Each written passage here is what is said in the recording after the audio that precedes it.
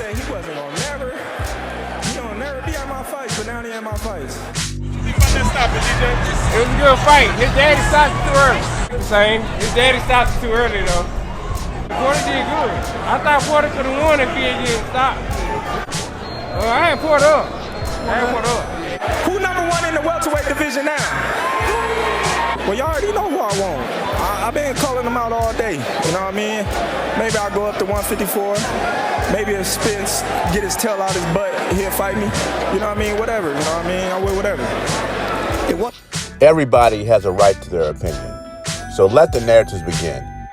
Derek James says, Terrence Crawford did not fight the same Sean Porter we did. It looked like the same Sean Porter that fought Errol Spence. Another narrative that's going around is Terrence Crawford was losing the fight. If Kenny Porter did not throw the towel in, Sean Porter would have won the fight. And I've heard this from Errol Spence and other fight fans that said if the fight would have continued, Sean Porter would have won. My opinion is that Sean Porter would have not got out the 10th round. Terrence Crawford is a great finisher. It was a wrap.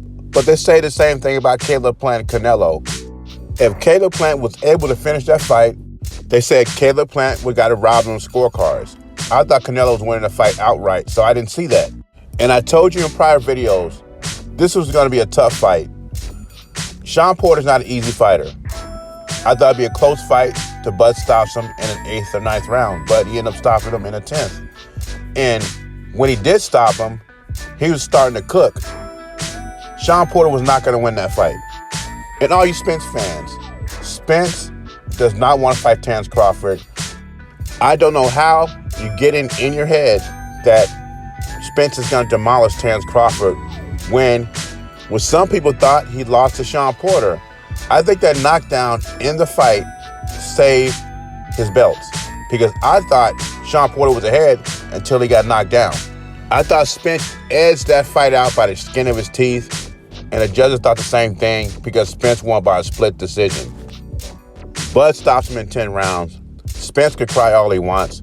The reason Spence is making his case, yeah, I agree. I thought his father should let the fight go on, but the reality is he was going to stop him in the 10th round. But Spence is doing it because he don't want to fight Terrence Crawford. And I don't agree with a lot of things Tim Bradley says, but I do agree when he says this.